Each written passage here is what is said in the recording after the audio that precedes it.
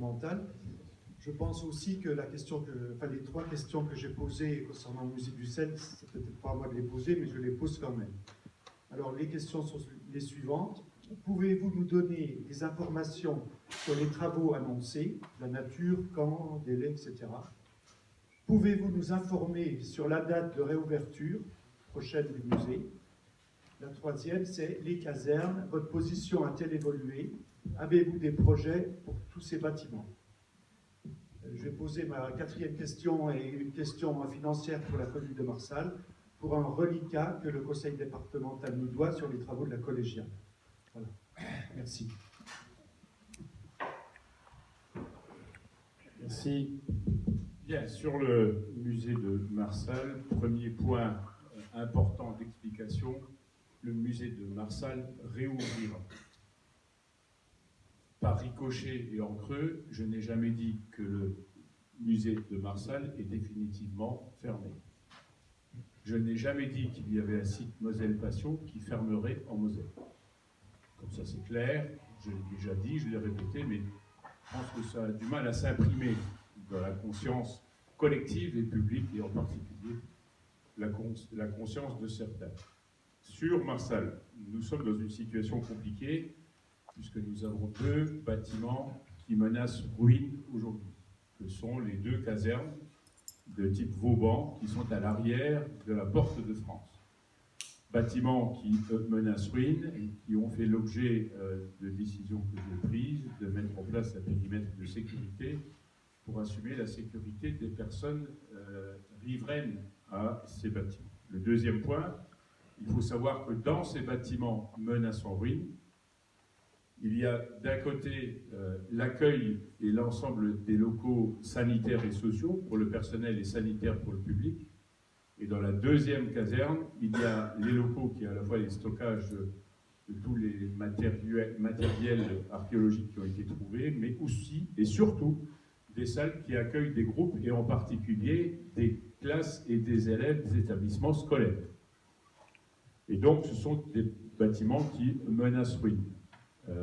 J'en avais appelé à la responsabilité du maire de Marsal afin qu'il puisse prendre un arrêté de péril imminent, ce qui est de sa responsabilité. Je n'ai jamais été destinataire d'un arrêté que vous auriez pris, monsieur le maire, ce que je regrette personnellement, puisqu'aujourd'hui j'assume pleinement et totalement la responsabilité des décisions que j'ai eu à prendre.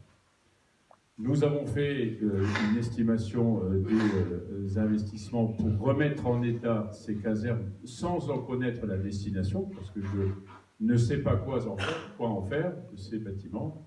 Aujourd'hui, l'investissement est de 9 millions d'euros. Je dis assez simplement que le département n'a pas les moyens de payer 9 millions d'euros dans deux bâtiments dont je ne connais pas la destination. On n'est plus dans ce temps-là au département de la Moselle. On essaye d'utiliser les moyens mis à notre disposition, de plus en plus limités, dans un intérêt collectif à partir d'un projet bien identifié. Par contre, nous avons décidé de réinstaller l'ensemble de la muséographie dans la Porte de France à Marsal, dans une réflexion stratégique.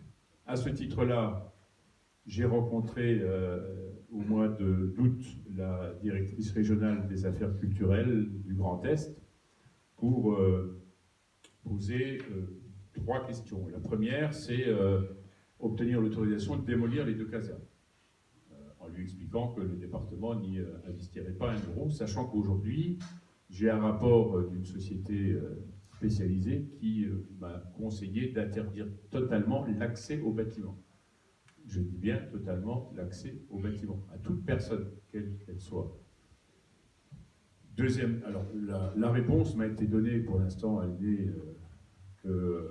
officieuse, m'a été donnée après une visite qu'a fait la directrice sur le site au mois de septembre, avec un rapport que j'ai obtenu d'elle fin octobre, début novembre, dans lequel elle dit que pour l'instant elle ne voit pas la possibilité de nous autoriser à démolir ces bâtiments. Sans plus, vous n'avez pas le droit de démolir, mais vous avez le droit de payer, sans savoir ce qu'on va en faire. Deuxième question, c'est de savoir comment on peut imaginer pouvoir réinstaller toute la muséographie sur la Porte de France et savoir comment on peut obtenir des aides de l'État. Donc un dossier a été établi de façon architecturale de façon précise. Nous en sommes à ce niveau-là et les dernières informations ont été livrées il y a quelques jours. J'ai organisé un rendez-vous avec le président de la communauté de communes et le maire de Marsal d'ici quelques jours, afin de faire un point très précis sur ce dossier. Tant que je n'avais pas une réponse de la DRAC, il n'était absolument pas nécessaire qu'on puisse se rencontrer, je n'avais rien à vous dire. Et donc j'ai préféré attendre d'avoir les éléments afin de pouvoir vous rencontrer. Le dernier point sur les délais, je suis incapable de vous les donner puisqu'une réunion a été organisée avec les services de la DRAC pas plus tard que le 14 novembre dernier. Et il nous a été signifié que le site de Porte de France et la périphérie était un site archéologique très sensible et qu'il fallait faire des fouilles archéologiques avant de lancer des investissements à l'extérieur, en particulier sur l'accessibilité aux personnes à mobilité réduite, parce qu'aujourd'hui, pour ces personnes à mobilité réduite, pour accéder au bâtiment, elles doivent passer le long de la caserne, d'une des casernes.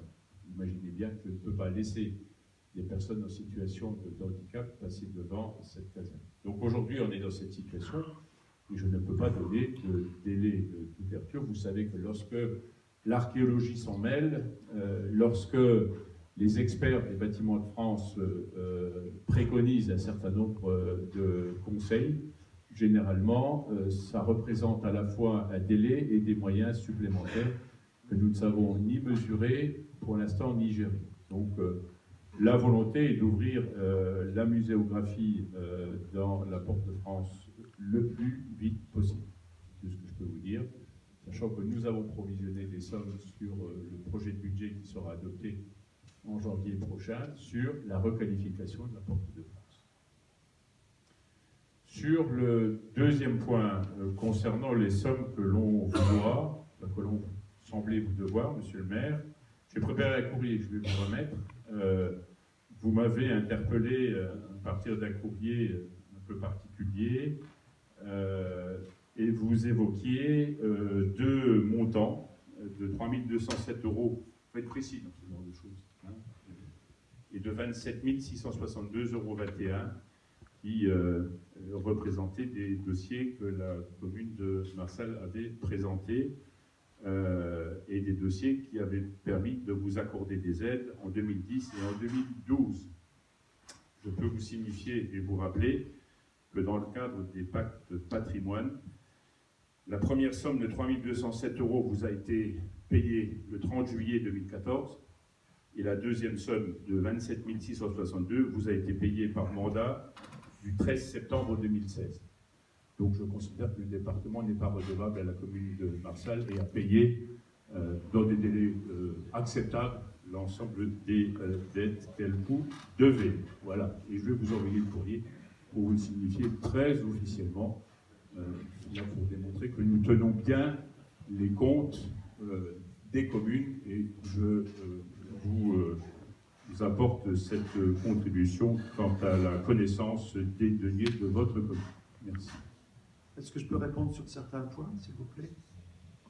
Il vaudra mieux si c'est la caserne. Non, c'est juste l'arrêté de péril. Vous parlez d'un arrêté de péril. Si c'est le musée, monsieur, on le fera. Oui, non, mais... ça ne sert à rien de le faire dans cette salle, on le fera en réunion.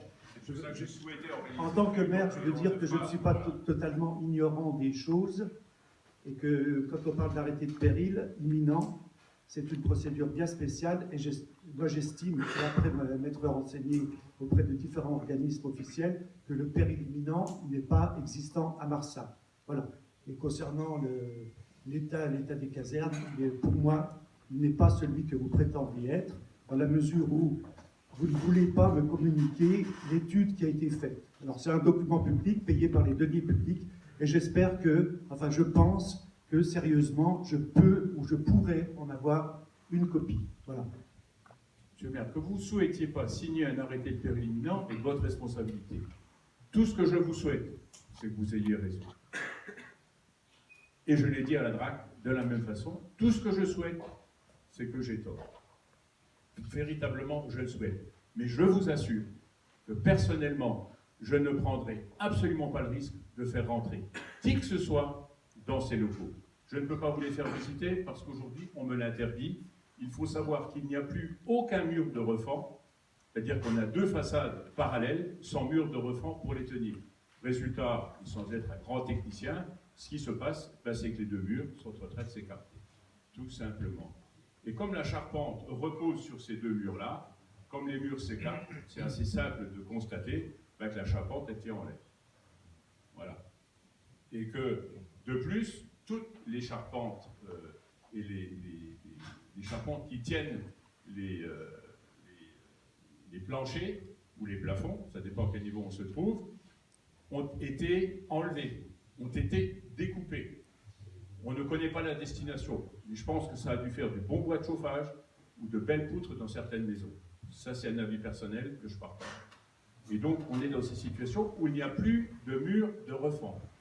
Faire rentrer des enfants dans des bâtiments, et on a investi dans les années 2006-2007 pour réaménager sans se poser la question des toitures. Moi, je ne peux plus faire rentrer qui que ce soit. Maintenant, si il y a des responsables qui sont prêts à y rentrer, je ne les autoriserai pas, mais naturellement, je n'ai pas les moyens de leur interdire.